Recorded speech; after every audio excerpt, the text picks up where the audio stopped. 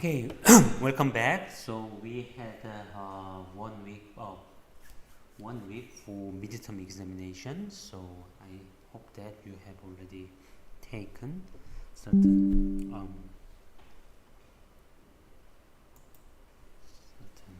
relaxation. Okay, so this is lecture 14, and we are now group of 2 students. So we will concentrate on the implementation of more advanced topics. Okay, so let's go to our lecture contents. So when you have a look at your presentation material, so at the beginning of our presentation material, so I have introduced something about diffusion. So please review these materials, and so now let's directly jump into this slide. So now we wanted to talk about the diffusion of impurities. So in so-called microscopic viewpoint, we are now considering the position of our impurities inside our system. Meaning that, let's say that this is our domain. So different points in this figure shows different positions. Then, yes, at a certain point, there was an impurity atom. For example, if this host substrate is silicon, then, for example, phosphorus or arsenic or boron can be representative impurities. And what we wanted to consider in this diffusion simulation is, for example, during 60 seconds, I have applied such a high temperature, and later what will happen to this impurity atom? That is a main point of our diffusion simulation. Actually, we don't trace its individual atom, but instead of that, for example, let's say that at the beginning we have 10 atoms concentrated in this part. After that, after this heat is applied, then where will be these atoms? So will they just be here around, or some of them go to this direction and some of them go to that direction? That is main concern of our diffusion simulation. So when we take this microscopic view, then we have to consider exact motion of this atom.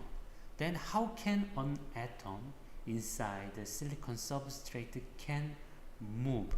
So now think about this one. Silicon has well structured system in its crystalline point. Then let's say that one of these places is not occupied by host material silicon, but for example an impurity phosphorus. So in this case, this is called as an impurity.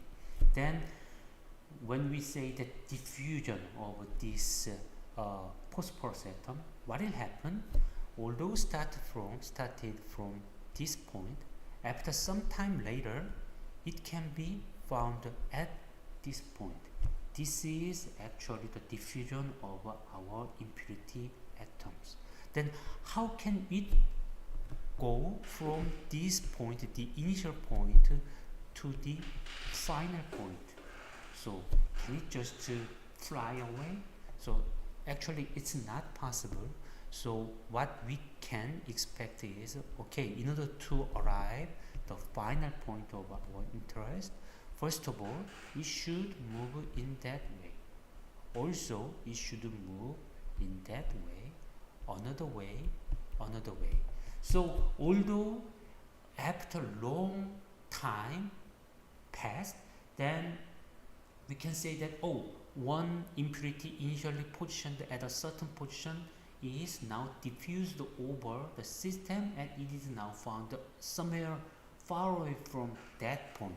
However, in microscopic viewpoint, it is just a collection of continuous infinitesimal movement, only one atom side away and only one atom side away.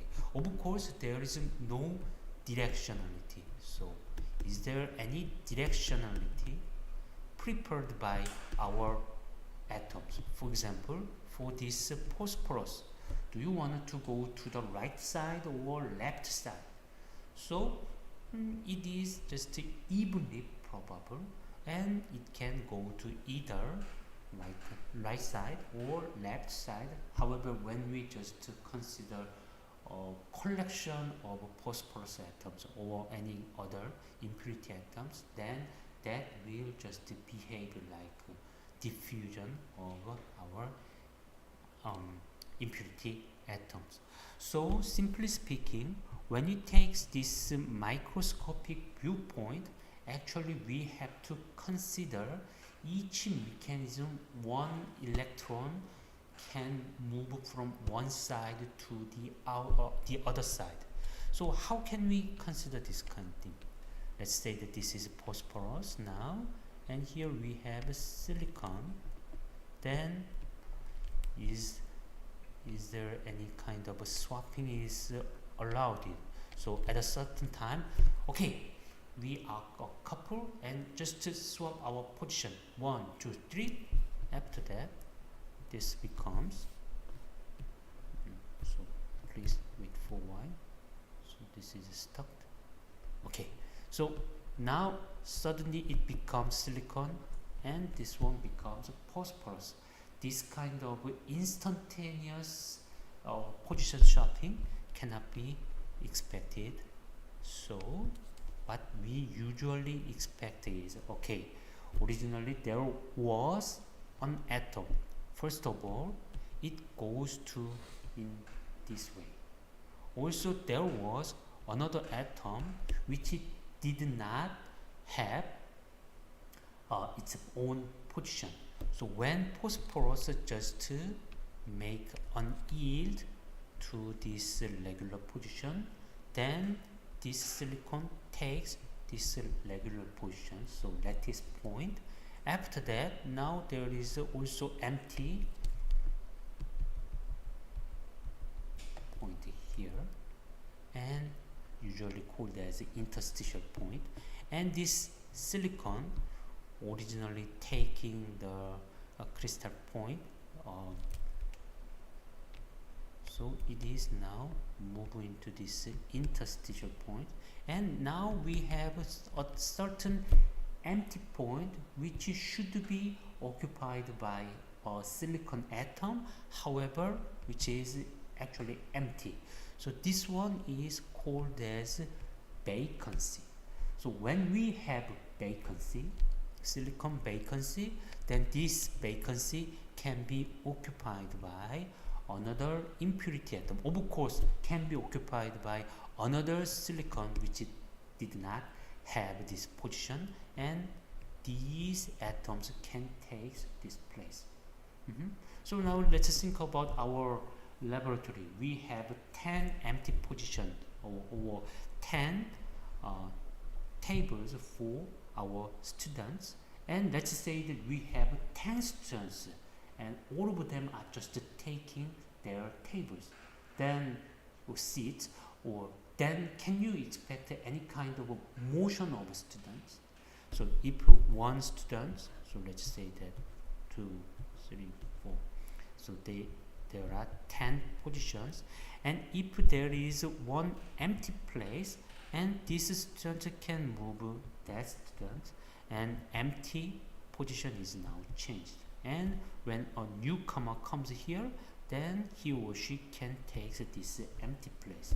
Simply speaking, in order to one atom move to the another atomic site crystal in the crystal structure, there should be certain empty point. So this is called as vacancy, and this vacancy is really needed to the motion of our atoms inside the crystalline structure.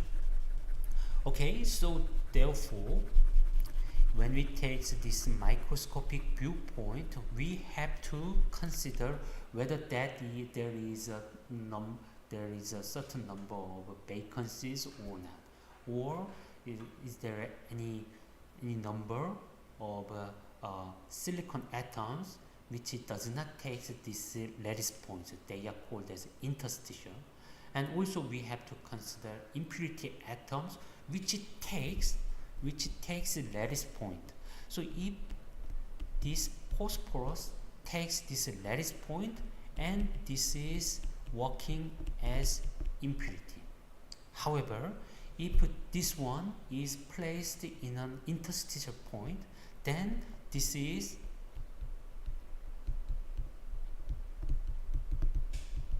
point, then this is no longer acting as an impurity atom. Electrically, it does not contribute any excessive carrier into our system. So, however, it is really important to consider the diffusion of our impurities. So we must take into account this number. So simply speaking, when we take this microscopic viewpoint, we have to consider not only phosphorus taking the lattice point, so this is impurity point, but also interstitial phosphorus, and also silicon vacancy of silicon, also silicon in its interstitial state. All kinds of these informations are required to consider microscopic viewpoint. So, well, maybe you may think that why we have to consider all kinds of these details. Actually, what we wanted to do is just to motion of our average dopant density. But you know, actually, when we think about the precise calculation of dopant concentration, actually it is known that we must take this microscopic viewpoint. Otherwise, it is not corresponding to the experimental data. Okay, so what I wanted to say is, before starting today's main lecture, is actually when you consider your dopant diffusion, then you must take this microscopic viewpoint, and here you have to consider many different species. Those species means that interstitial vacancy and something like that.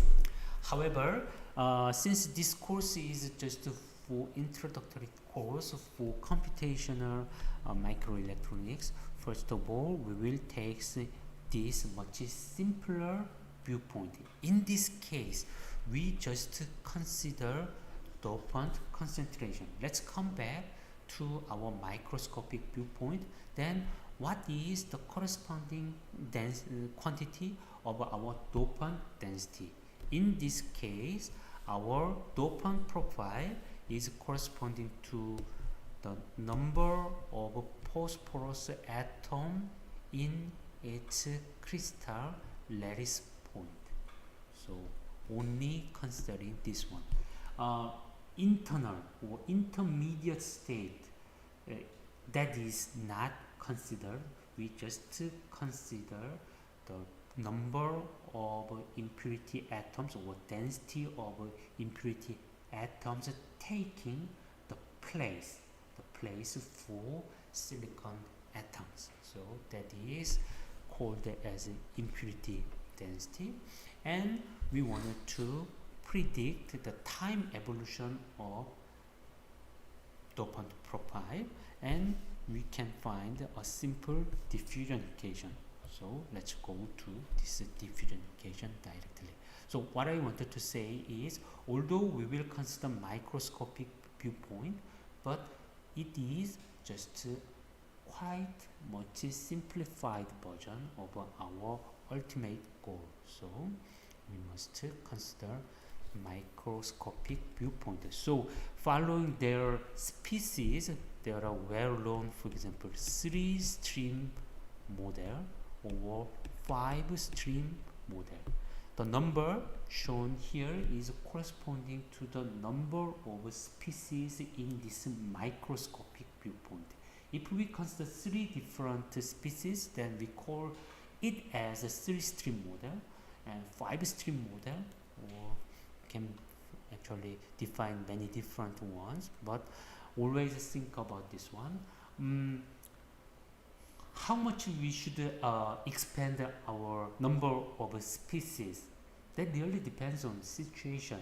So if our simulation can precisely, accurately reproduce or predict the experimental dopant profile, then we are happy and we will stop there.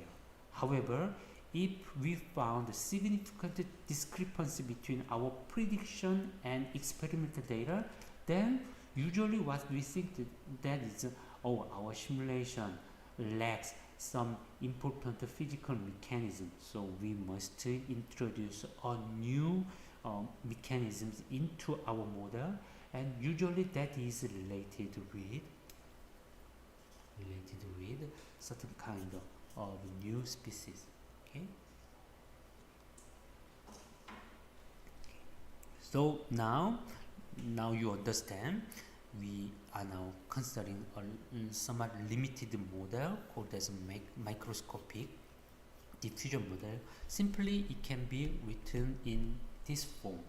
Yeah, so maybe you feel that, is this really a diffusion equation? No, actually not. In this form, the time derivative of our density is balanced by this outflux of our same species. This is not usually called as diffusion equation. This is just a form of continuity equation. But why we call it as diffusion equation? Because this flux, this is called as flux, and in this model, flux contains only diffusion mechanisms in it. So we can consider some other mechanisms when we consider flux of our particles, but in this case we explicitly consider only diffusion mechanism. So in this case, motion of our particles is solely dependent on its density gradient.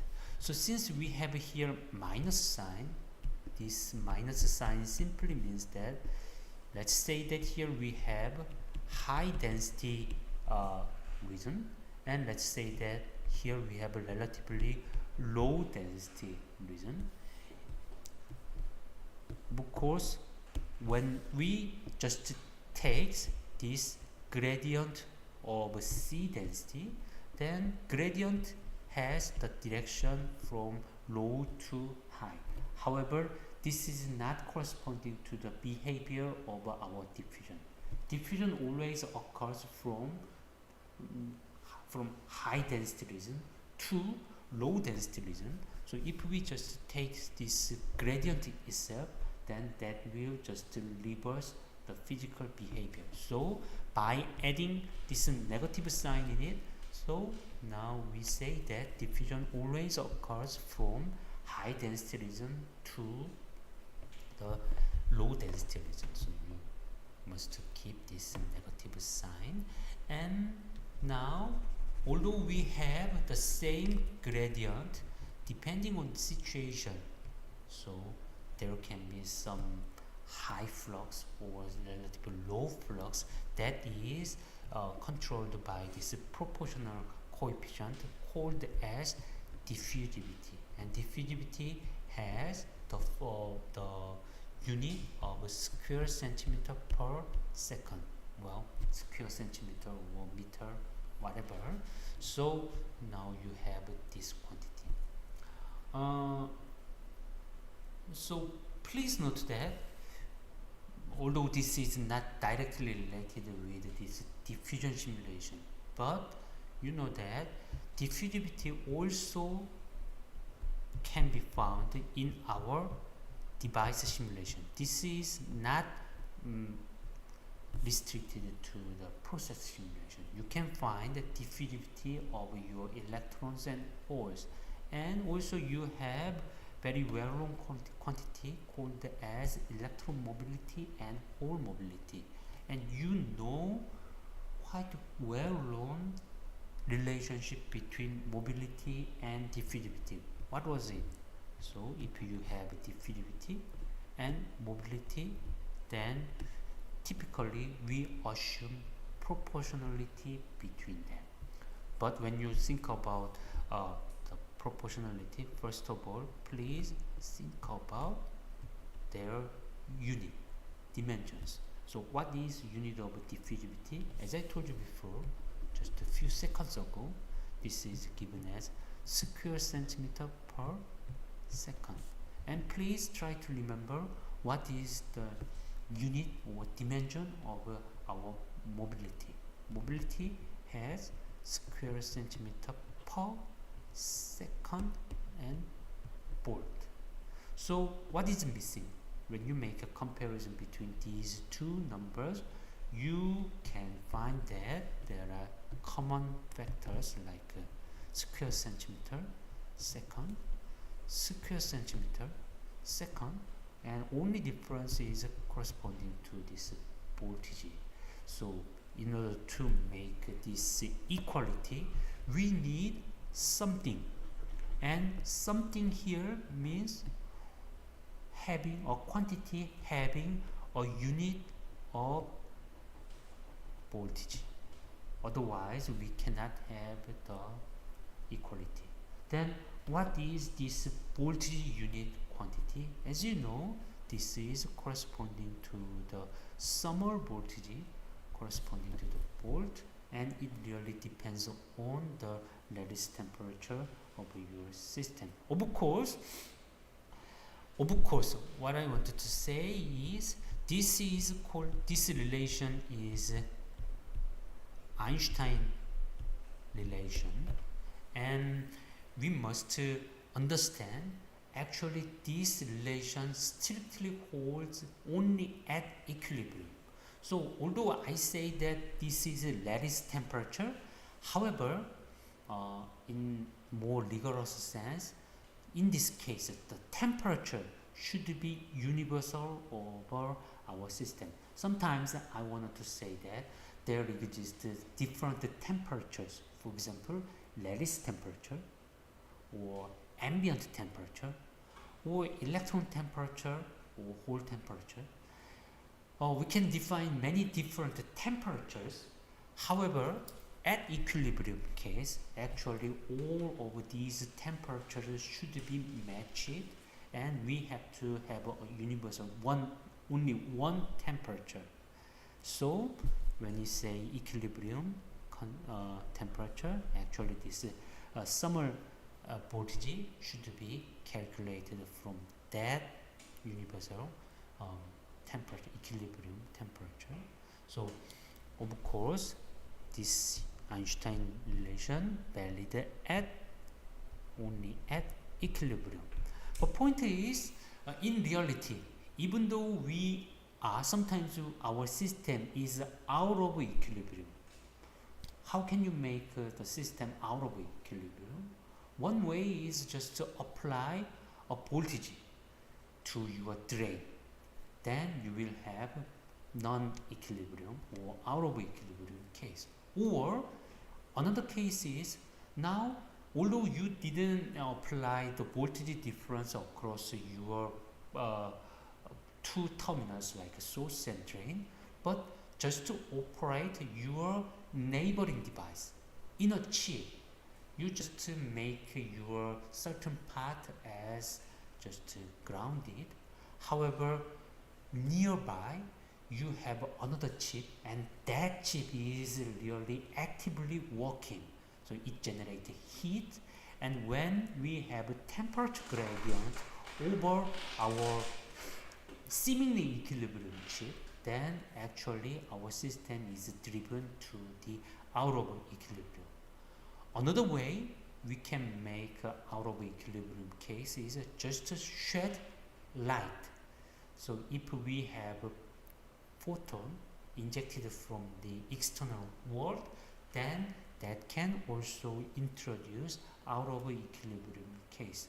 How can we generate out of equilibrium case? Simply speaking, if you have your cell phone, then try to take a picture using your camera in your cell phone, then that introduce a certain non-equilibrium case for your device in that excitation. So simply speaking, there are many cases we can make the system out of equilibrium. However, even in that case, we have a certain tendency to keep this Einstein relation, although not very rigorous. However, we have a certain practice to use Einstein relation even when we have an out of equilibrium or non-equilibrium case. But anyway, now let's go to this one. So up to now, I just explained these two things. In our microscope or macroscopic diffusion equation, actually we must solve a continuity equation. However, in this continuity equation, the main physical mechanism we are considering is just diffusion. And when we consider diffusion, key parameter, material parameter, is diffusivity.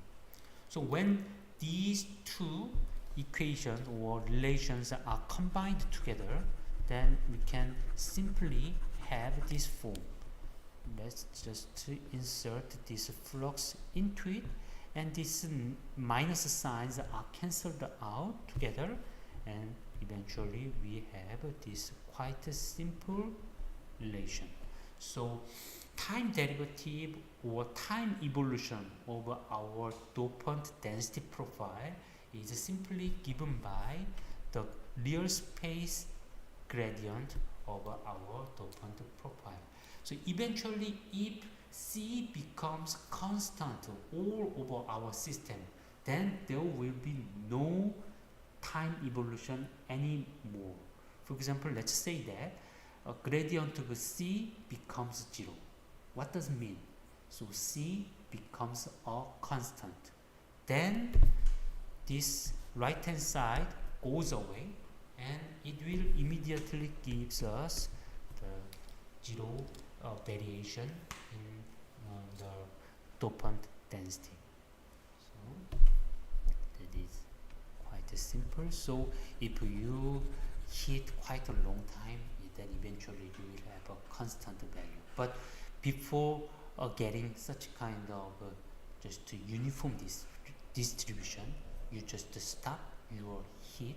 So always your dopant profile is not evenly distributed but highly concentrated at a certain point.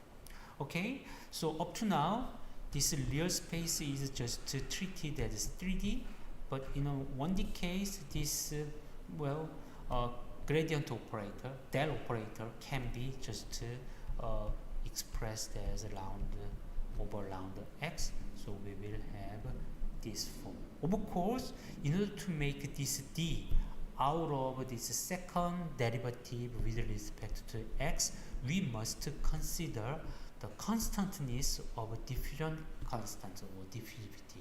So can we assume or not? Actually, we cannot.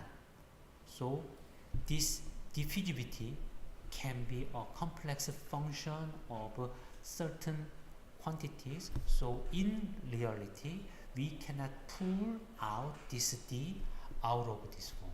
So more general form should be written in this way: d c x, and even this d can be a function of position. Okay. However, for this simple case, we just pull it out. And so since steady state condition is so simple, I will just quickly skip this one. At steady state condition means that time derivative quantities becomes 0. So now it becomes this simple manner. And since diffusivity is a non-zero quantity, simply we have, so second derivative of C becomes 1. What is it? This is corresponding to the actually Laplace operator. Okay. So Laplacian operator. So already you have solved Laplace equation in our previous lectures. So I think that you don't have to worry about the actual solution of this one. Okay, so here we have a discretization, but I hope that already you have done these kind of things with your Laplace equation, so we can skip that one. So now let's directly jump into our example. For example, let's say that we have 6 points. 6 point means that if we draw it, then we have 1, 2, 3, 4, 5, 6 point in our system, and say that starting from x naught we end at x sub 5, and in this case, yes, these 2 points are regarded as boundary points. So depending on situation, we can just fix the values at those points, or sometimes we can say that flux across this point vanishes. So the first one I told you, fixing the value, is typically called as the Dirichlet boundary condition, and the second one saying that the gradient of that quantity becomes 0, that is corresponding to the homogeneous Neumann boundary condition. So I'm now saying that in this steady state condition, we will just use Dirichlet boundary condition. Please read this first line and the last line. Please try to read this one. Here we have a matrix vector multiplication, and when you just take this operation, you should be able to read in this way. This first row is corresponding to C of x sub 9, and the last line should read as C at x sub 5. Can you do it? So because we must take the product between this row and this column, and since every entry in this row is 0 except for the one for this diagonal component, same for this diagonal component. That's the reason why we can immediately select the concentration at x sub naught or concentration at x sub 5. Then please try to read this first row. It says that at x sub naught the density is given, and if we go to the last line, then it means that the fifth point, the concentration is just fixed. So don't be confused. This is unknown quantity and this is a boundary value. So means that this is just a given fixed number and this is unknown. Okay, so now you can immediately understand. We have applied Dirichlet boundary conditions to our two boundary values, and what we have to do is just fill in these empty rows for x1, x2, x3, x4, and we have to introduce a Laplace equation. And you know that when you just fill out your Laplace equation, then it is in its normalized form. Now it can be written as this form: 1 minus 2 1. Of course 1 minus 2 1, it is not exactly corresponding to the Laplace equation, because Laplace operator should give you the dimension over 1 over meter square. However, this 1 minus 2 1 just gives a unitless quantity. They don't have additional unit. So what is the missing point? So when you just discretize it, then you have this square over our delta x quantity. But since this delta x quantity is, or square over delta x quantity is shared by all terms, we just eliminate it, normalize it, and that's the reason why we have this form. So which seems to be unitless quantity. What I wanted to say is, sometimes it makes some problems. So now let's say that you are some answer system, and I wanted to take the real physical quantity instead of this normalized version. So now let's say that instead of this 1 minus 2 1, some guy did in that way: 1 over delta x squared, and instead of minus 2, minus 2 over delta x squared. And let's say that this guy made his or her implementation in that way also for these bulk nodes are implemented in that way. Is it correct or not? So what I want to say is, it is perfectly okay. Actually, it keeps the equation itself, its original physical dimension, looks perfectly okay. But please think about the actual value of your delta x. What will be the actual value of your delta x? Your delta x would be about 10 to the minus 9 meter if you take the SI unit system. So therefore, if you have 1 over delta x squared, then its unit will be also 10 to the 18 per square meter. That will be your value. So if you just follow this kind of a method, then your matrix will just look like this. Here 1 and all kinds of 0. This is the first row or 0th row, and your first row just looks like 10 to the 18 and minus 2 times 10 to the 18 and also 10 to the 18, blah blah blah. So are you with me? Simply speaking, although you start from very rigorous mind to keep every quantity in its original scale, but that will generate such kind of highly unbalanced quantities or entries. So even when we have good enough matrix solvers, actually this form itself is difficult to solve. The one shown here, in order to solve it, we must once again scale this matrix, because in matrix solver usually what we do is sometimes make this row wise operation.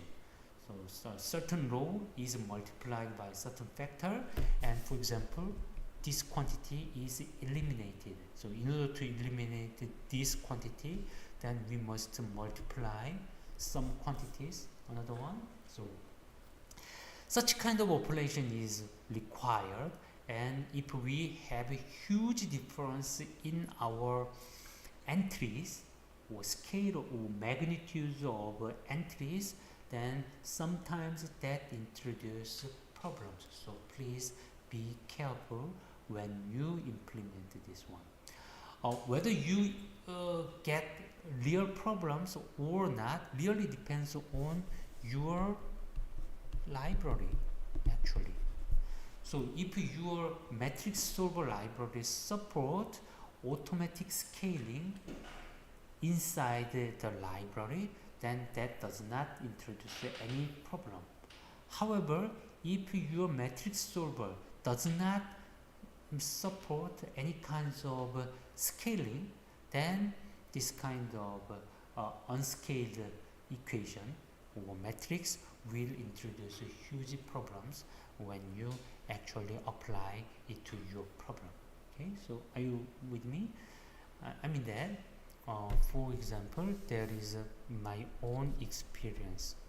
So there is a well-known and really excellent tool called as UMPEC. So you can find two different implementation of this code. For example, this library is implemented in MATLAB, or separately you take the code and install it and compile it in your C++ environment. So the author of this UMPEC library provides two different versions, and when you find this MATLAB version does not allow or does not support automatic low scaling, and C++ version allows it. So if you use C++ version, then you don't have to worry about the scaling of your equations. But in MATLAB version, you should be careful about low scaling. So I'm not saying that MATLAB is not sufficiently good for this implementation or working in this semester. What I wanted to say is matrix solver has their own implementations, and depending on their implementations, sometimes scaling is done by themselves, or we must manually consider our scaling. Okay. So now when you have a look at this form, so already I just told you that this is a matrix solver, and when you have a look at this one, you can immediately find that our diffusion equation, steady state diffusion equation, can be expressed as AX equal to B problem. So this is just a matrix equation, and we have good libraries to solve this equation. We provide A matrix, and also we provide B vector. Then as a solution of this matrix equation, we get another solution vector called as X, and this X in this context contains information about our dopant profile, and interpreting this C as a dopant profile, we wanted to analyze our diffusion problem. So that is what we do. However, I just quickly skip the steady state one because I hope that all of you already did the Laplace equation solver.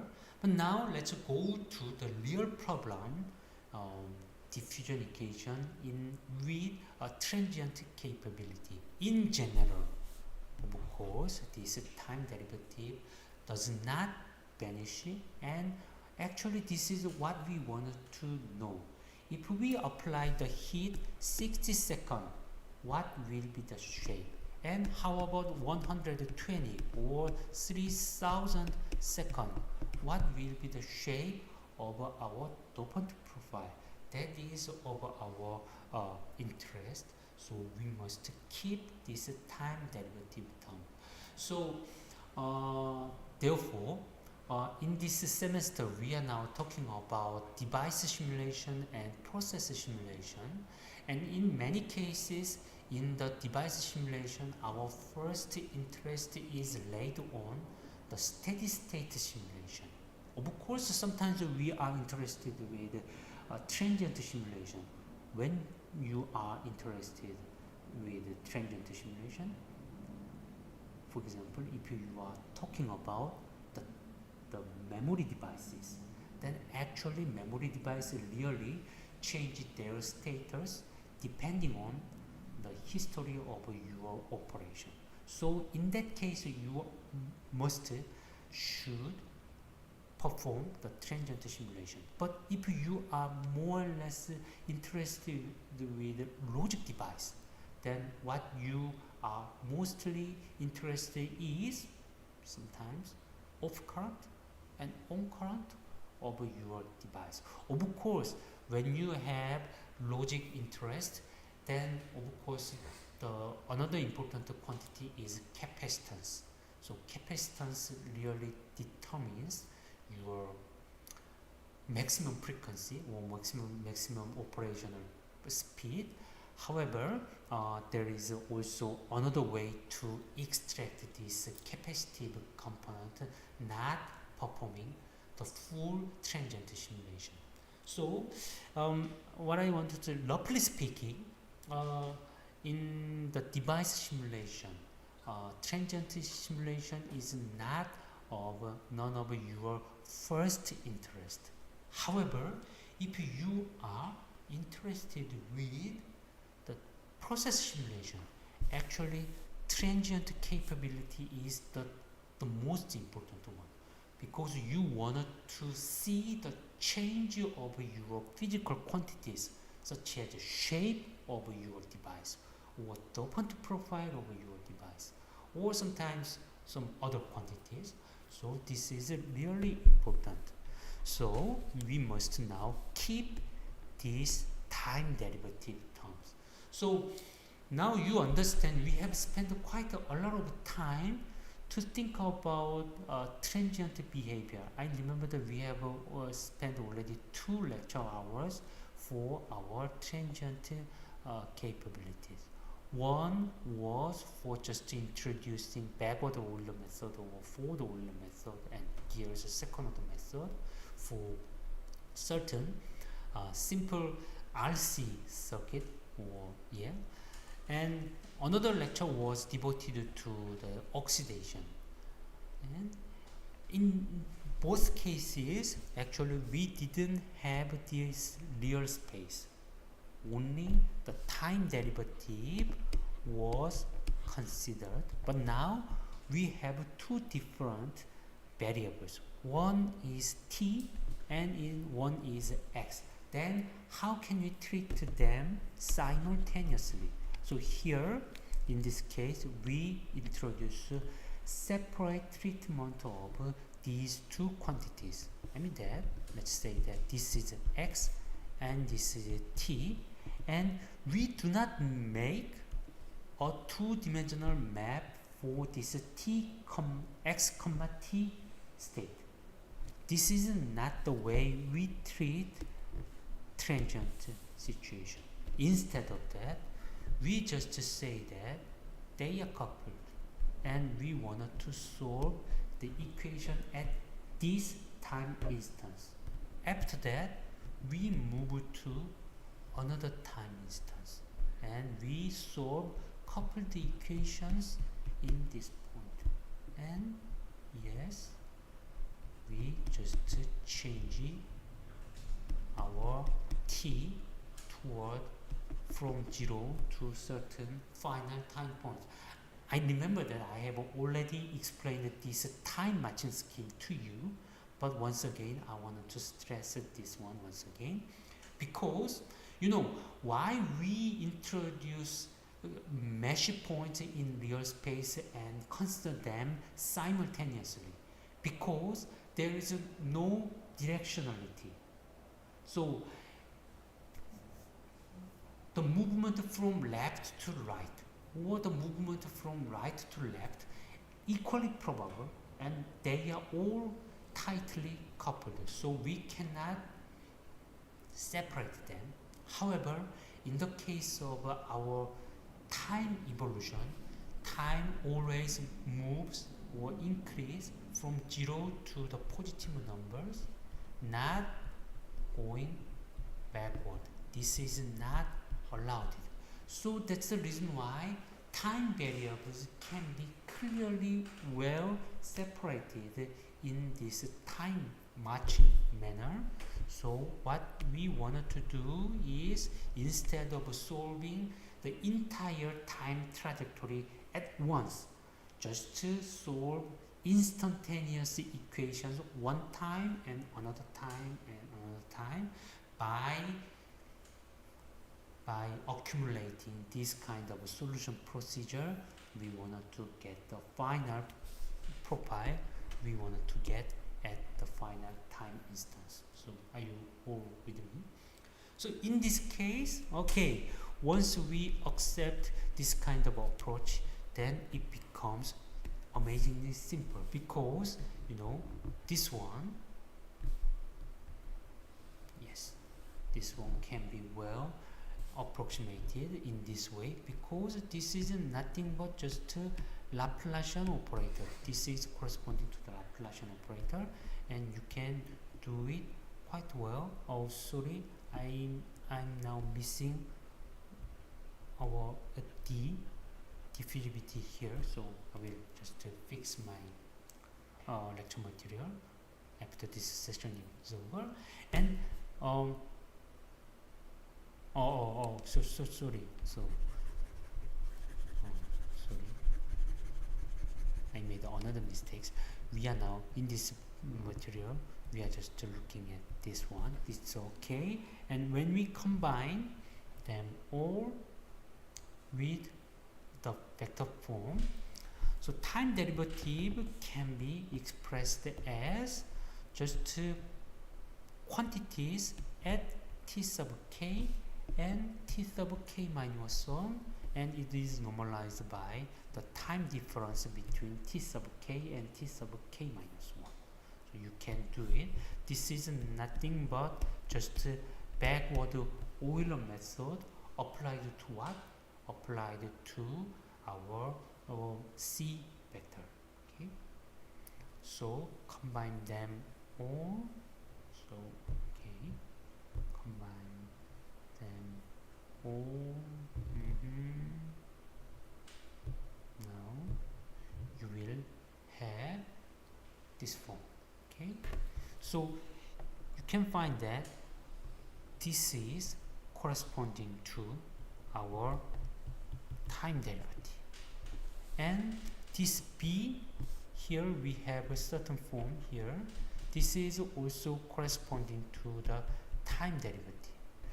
So please have a look at this one.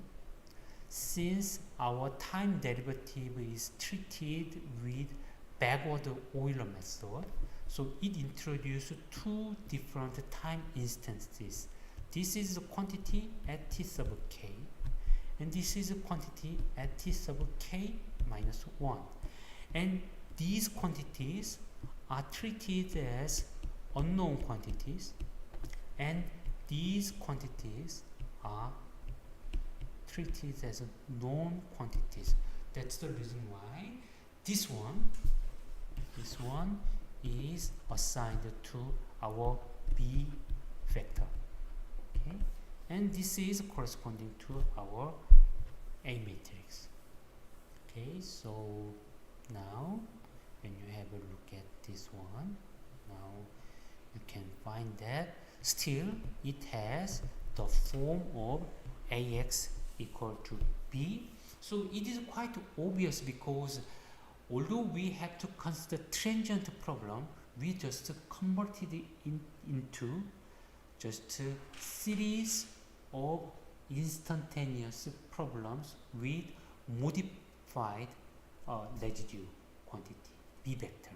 Okay, so that's the reason why we have the same matrix form. So now this is nothing but I'm saying that we must do time matching again. So please start from your initial dopant profile. Who decided the initial dopant profile? The dopant profile is initial dopant profile is usually given from, for example, ion implantation. So in your silicon substrate, you just insert your ions, and it is, for example, distributed in that way. Okay, you can find many or many atoms in this peak point, and if you go deep into your substrate, you almost find no impurity, and even in the surface layer you don't have it. So in this case, now this becomes your initial dopant profile. So please start from initial dopant profile. After that, by just solving instantaneous equations several times, then you will eventually get the motion of your dopant profile. So, example, let's go to this example. Let's assume that you have initially very really highly concentrated boron profile, and now all of your borons are just placed at a certain point. Now you add heat, then what will happen?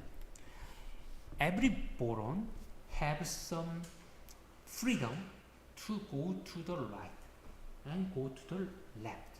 So what will happen? After some time later, some of them will move this direction. Actually, half of them will move this direction, and half of them will move that direction. So what you can expect is symmetric behavior, and it looks like this. And if you go further and further, then this peak value is reduced, and also the width of your profile will become wider and wider. That is what you can expect. Please use the parameters shown here, and if you just do it, then you can find this kind of behavior. So initially, please note that initially I assume that actually all of our boron atoms are just concentrated on this point, a center point, after 400 seconds. So now it is spread, but spread is just given as this relatively narrow point. And when you go to 4 times more time compared with 400 seconds, so now 1600 seconds, then its width becomes much wider, and also time goes, then it becomes wider and wider. Then what will happen if we go to the long time? Then it will become just evenly distributed over our system. However, usually we just stop before this kind of just complete diffusion of our dopant. So now your homework, just 2 days from this lecture. So now I think that our 2 offline students, they are all experienced in this TCAD or computational microelectronics. So I hope that we can a little bit speed up.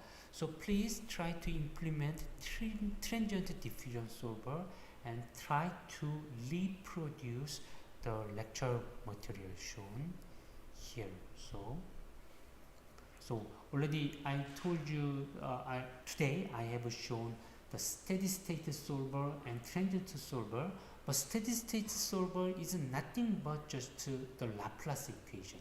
So I wanted to just skip the exercise for that Laplace equation solver, and please try to implement your transient diffusion solver. Okay, so since you have the answer, so I hope that you can make a good homework report. Okay, so do you have any question? So as you have seen in this lecture, I just concentrate on its implementational part.